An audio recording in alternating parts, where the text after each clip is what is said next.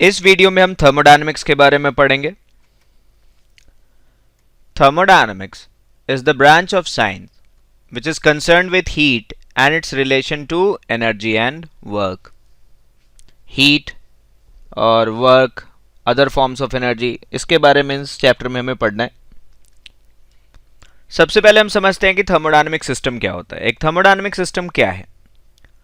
A collection of large number of particles or matter on which we focus our attention. A collection of large number of particles or matter on which we focus our attention. Thermodynamic systems are mainly of three types. देखिए, thermodynamic system में हमेशा बहुत सारे particles होंगे, ठीक है, या molecules होंगे।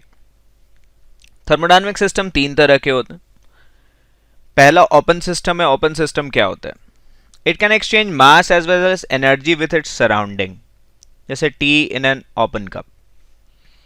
एक खुले कप में आप चाय रख दीजिए तो हीट भी एक्सचेंज हो रहा है और वेपर्स भी हो रहे हैं। तो यहाँ पे क्या है, ये दोनों केस है। यहाँ पे energy as well as mass दोनों एक्सचेंज हो रहा है। अगर हम क्लोज सिस्टम की बात करते हैं, it can exchange energy but it can not exchange mass with the surrounding.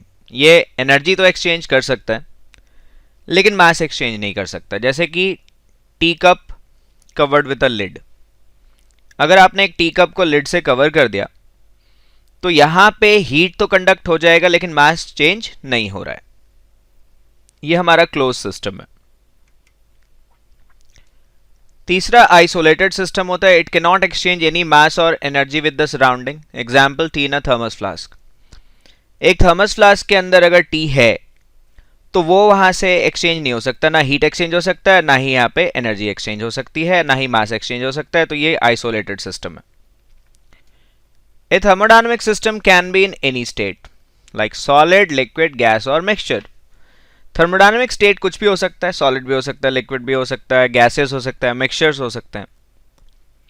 अब जैसे एक बात और समझ लीजिए कि सिस्टम प्लस सराउंडिंग को हम यूनिवर्स बोलते हैं। सिस्टम प्लस सराउंडिंग को हम क्या बोलते हैं? यूनिवर्स बोलते हैं। नाउ थर्मोडायनेमिक वेरिएबल्स क्या होते हैं? These are the variables required for description of a system. एक सिस्टम को पूरी तरह से डिफाइन करने के लिए, उसकी प्रॉपर्टीज को पूरी तरह से बताने के लिए जिन चीज़ों की जरूरत हमें पड़ती है उसको हम कहते हैं थर्मोडायनेमिक वेरिएबल्स। जैसे pressure, volume, temperature, internal energy, entropy are few examples. ये कुछ एग्जाम्पल्स हैं। तो अगर आप यहाँ पे देखेंगे तो थर्मोडायनेमिक वेरिएबल्स की बात अगर आप करते हैं तो पूरे सिस्टम को डिफाइन करने के लिए इनकी ज़रूरत होती है। Pressure, volume, temperature, internal energy, ये सारे के सारे क्या हैं? ये सारे के सारे हमारे एग्जाम्पल्स हैं थर्मोडायनेमिक वेरिएबल्स के। These are the examples of thermodynamic variables. Steady state क्या होता है? A thermodynamic system is said to be in steady state if all the state variables remain constant with time at each point within the system. पूरे system के अंदर हम कहते हैं अगर वेरिएबल्स कांस्टेंट है ना, जैसे प्रेशर ही है तो पूरे गैस का प्रेशर कांस्टेंट है हर जगह पे भी, और किसी भी टाइम पे अगर हम चेक करें तो सेम वैल्यू अगर रह रही है तो हम कहते हैं कि वो स्टेडी स्टेट में है। Now what do we understand by equation of the state? The mathematical relation between the state variables of a system is called the equation of the state. अलग अलग वेरिएबल्स के बीच में जो रिलेशन आता है उसको हम इक्वेशन ऑफ द स्टेट कहते हैं। जैसे कि आइडियल गैस इक्वेशन। एग्जांपल देखते हैं। Ideal gas equation, PV equals to nRT। Here R is universal gas constant. R जो है यूनिवर्सल गैस कांस्टेंट है, वैल्यू इसकी इतनी होती है 1.986 कैलोरीज पर मोल पर के ले सकते हैं, या आप 8.314 भी ले सकते हैं। इसकी वैल्यू डिपेंड करती है, अलग अलग यूनिट्स में अलग अलग वैल्यू आती है। तो अभी तक हमने क्या क्या देखा? हमने देखा कि थर्मोडायनेमिक स्टेट क्या होता है, वेरिएबल्स क्या होते हैं, क्योंकि आप आगे जब इस चैप्टर को पढ़ेंगे तो ये सारी टर्म्स तो आपको यूज करने पड़ेंगे। थर्मोडायनेमिक प्रोसेस क्या होता है? In a thermodynamic process the system changes from one set of variable to another set. ठीक है, system changes from one set of variables to another set. Heat and work are the two things which change the state of a thermodynamic equilibrium. तो basically heat and work दो ऐसी चीजें हैं जिसकी वजह से थर्मोडायनेमिक इक्विलिब्रियम चेंज होता है। या तो आप उसको हीट प्रोवाइड कर दीजिए या हीट उससे निकाल दीजिए, या आप उस पर वर्क कर दीजिए या वर्क आप उससे करवा लीजिए। तो इन कंडीशंस में क्या होता है? थर्मोडायनेमिक इक्विलिब्रियम चेंज हो सकता है। Now let's try to understand what is a quasi static process. It is a process in which the system changes slow enough so that the each succeeding state through which it passes is essentially in equilibrium. All reversible processes are quasi-static. इसका मतलब होता है कि अगर हर step equilibrium में चल रहा है, आप एक एग्जांपल लीजिए, एक सिलेंडर के अंदर गैस भरा हुआ है और उसके पिस्टन के ऊपर बहुत सारे सैंड के पार्टिकल्स रखे हुए हैं, सैंड रखा हुआ है बहुत सारा। आप एक एक अगर सैंड का एक एक ग्रेन हटाना शुरू करेंगे तो बहुत स्लोली एक्सपैंड करेगा ये सिस्टम हमारा, और अगर ये बहुत स्लोली एक्सपैंड करेगा तो हम ये मान सकते हैं कि हर स्टेप में ये इक्विलिब्रियम में है। Now types of thermodynamic processes कौन कौन से हैं? आइसोथर्मल, इसमें ना टेम्परेचर कांस्टेंट रहता है। अगर सिस्टम का टेम्परेचर कांस्टेंट है हम कैसे कहते हैं आइसोथर्मल है। आइसोकोरिक, वॉल्यूम कांस्टेंट रहता है। आइसोबारिक, प्रेशर कांस्टेंट रहता है। और एडियाबेटिक में हीट कांस्टेंट रहता है।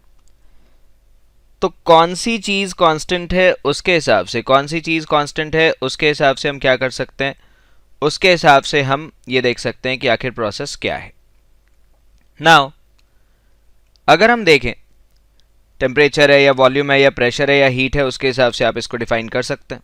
Now understand, now we will find out कि वर्क डन कैसे निकालते हैं। Let us consider a cylinder which has enclosed gas. जैसे यहाँ पे गैस है तो वो प्रेशर पी अपवर्ड डायरेक्शन में लगा रही है। अच्छा, मान लीजिए पिस्टन ऊपर की तरफ जा रहा है, ठीक है, तो आप ध्यान से देखिए कि फोर्स जो होगा वो पी ए हो जाएगा, क्योंकि प्रेशर फोर्स अपॉन एरिया होता है, तो पिस्टन के ऊपर फोर्स हो गया पी ए।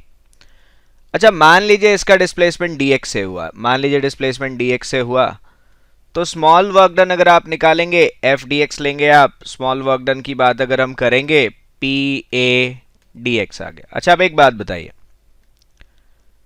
अगर हम ये लेंथ को डी एक्स ले लें, एरिया ऑलरेडी ए है, तो हम ए डी एक्स को इजिली डीवी लिख सकते हैं, तो ये पी डीवी आ गया। अगर डी डब्ल्यू की बात आप कर रहे हैं तो D W equals to P D V आ गया, ठीक है। स्मॉल वर्क डन अगर पी डीवी है, total work done integration P D V हो जाएगा।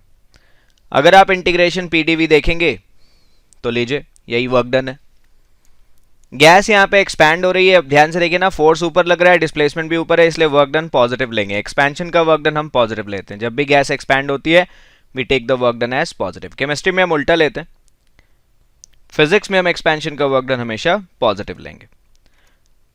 और अगर कंप्रेशन हो रहा है तो, अगर कंप्रेशन हो रहा है तो ध्यान से देखिए, फोर्स ऊपर लग रहा था, डिस्प्लेसमेंट नीचे है, तो यहाँ पे वर्क डन हम नेगेटिव लेते हैं, ठीक है। तो अगर कंप्रेशन हो रहा है तो हम वर्क डन नेगेटिव ले लेंगे, एक्सपेंशन हो रहा है तो वर्क डन पॉजिटिव, कंप्रेशन हो रहा है तो work done negative. Now heat, heat is a form of energy, we know that. Heat provided to the system increases the total heat, so it is taken as positive. अगर आप एक system में heat बाहर से add कर देंगे तो उसको आप पॉजिटिव लेंगे, तो ऑब्वियस सी बात है उसको हम क्या करेंगे, अगर आपने बाहर से हीट प्रोवाइड किया है तो आप उसको पॉजिटिव लीजिए, और अगर आप उसको पॉजिटिव लेते हैं तो total heat of the system बढ़ जाएगी। और अगर सिस्टम हीट डिस्कार्ड कर रही है तो उसको आपको नेगेटिव लेना पड़ेगा। ऐसे केस में ऑब्वियस सी बात है बॉडी की जो सिस्टम की हीट एनर्जी है वो डिक्रीज हो जाएगी।